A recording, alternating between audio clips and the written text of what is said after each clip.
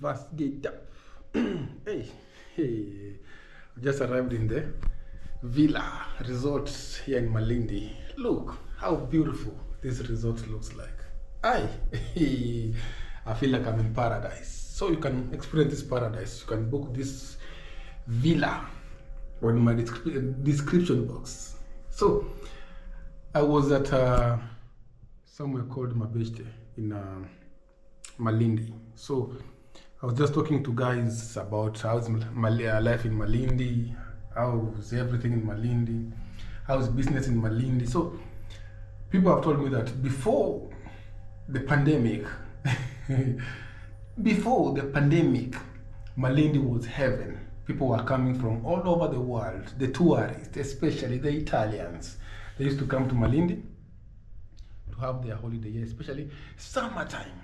They used to flock in Malindi. All the houses in Malindi were fully booked. All the Airbnbs, all the resort, all the villas, all the hotels were fully booked by the Italians before pandemic. Yeah, even the guys who used to provide accommodation in Malindi used to beg the residents, people who are living here, like if I'm living in Malindi and there's someone hosting their friends at their villas and resorts, it was fully booked. Yeah, so they had they always requested the residents, like, Rogers, do you have extra room at your house? I want to host my friends from Italia. Yeah, so the Italians were here, they were doing good, everything was doing good. Yeah, from the business, everything, the bars were fully loaded, yeah, with Italians, with tourists from all over the world until the pandemic happened. So when the pandemic happened, a lot of them passed on. Like in Italy, they went there and then they were locked there, they died. So the people, they left the villas too. Like, there's a guy who left a whole villa to a caretaker. Caretaker just took care of the villa. Like after 6 months, he sold them at a throwaway price. Yeah, and then leaving your accommodation to someone else to run it, it's always difficult. Like, they have passed on, they don't know anything about running a business, like a villa, like anything. So you find that these guys, they were very, very, very good at running their business. But when they died, they left it to guys who don't know anything about running a resort or a villa. Even there's a guy, my motorbike guy, my ndudi, my border guy, he told me that I always dress good so that if I carry a tourist and she's a lady and she likes me, she must see that I'm doing good, I'm smelling good, so she can love me and then she can leave me a villa. So after the pandemic, most of them died, and then they left the villa to their girlfriend, boyfriend. This boyfriend and girlfriend don't know anything how to run business, because if I have if I'm coming from Italy and I have my own villa, obvious, I'll try to get my friends to come and live in my villas. Like, my friends are in Italy, so from Italy they'll be coming to Kenya to stay in my villa.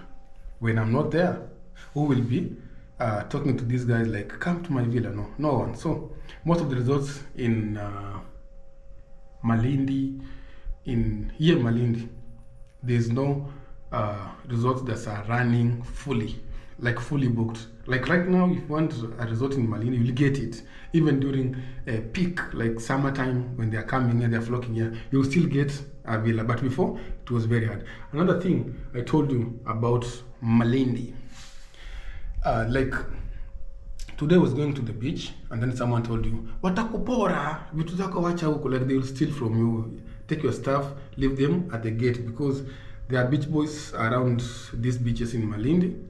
They are very rude, and then they can steal from you. So this reputation, it makes like tourists to go away. Like, they don't like being associated with these guys from Malindi. So they rather go to Watamu, because Watamu has like the best beaches, very blue water, very nice, friendly people. And then they have like tour guides that guide tourists along the beach, inside the beach, anywhere they want to go. But in Malindi, I've realized that Even the plots, like someone comes from Italia and then they buy uh, like a beach plot and then they fence it. So it's hard for a local man to go to the beach and enjoy. But like for me, I wanted to go to the beach, but they told me like you need to be inclusive, like you are paid for accommodation there, like you are maybe half board or full board so that you can access the beach. Most of the beaches along Casuarina Road, they are fully fenced. Like no local can go to the beach. So I was asking some locals, if you want to go to the beach in Malindi, where do you go? They told me like somewhere in Flamingo or somewhere, but there's no beach in Flamingo. It's only that a wall is built and then the water hit the wall. It's not even presentable. So even the locals here don't go to the beach.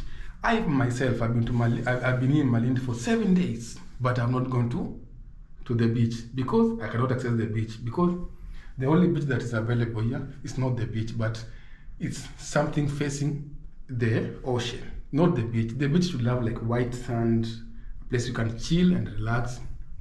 So here we don't have something like a beachfront. Yeah, so it's difficult. So for me, I would rather go to Watamu, Diani, Mombasa. Even Mombasa, I'll find beach. We have Pirates, we have Mombasa Beach. You see, and it's free to the public. Like you can go there, have a seat, you pay for the seat, relax. After relaxing, take your drink, take your madafu, enjoy the beach, the cool breeze, and life will be easier. But in Malindi, the Italians have decided that they will make things hard for the locals. Yeah? We have like Giriamas here. They have never been to the beach. They just ride border, they just ride a tuk-tuk. If you ask someone now, when was the last time you were on the beach? They'll tell you, when I was at my mother's place in Watamu, that's when I went to the beach. When I was at my mother's place in Kilifi, that's when I went to the beach.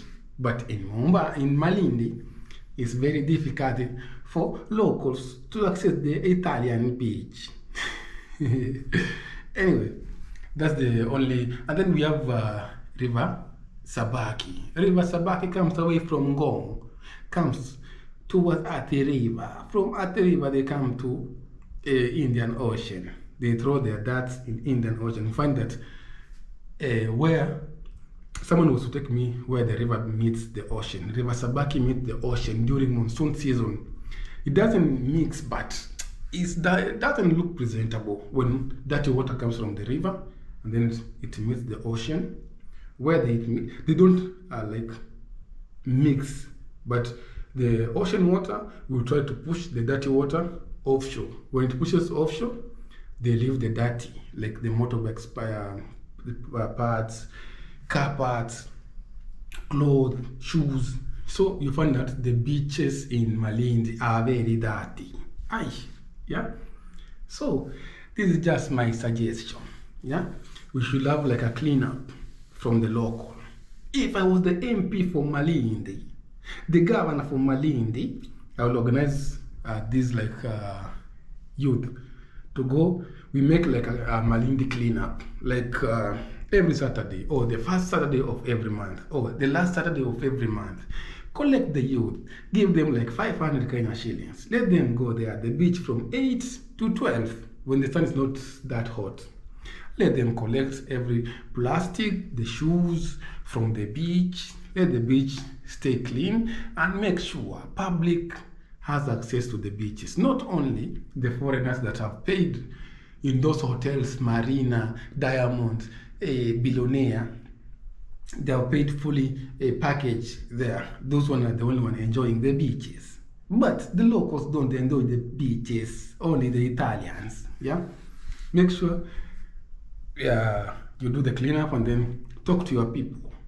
They should not harass the tourists from Italia. They are getting harassed by the beach boys. Make sure the beach boys, they are given the right indication that they should not harass the locals and the visitors. And then Malindi will be a better place for Italians and the locals and the tourists like me who came here. So that's all.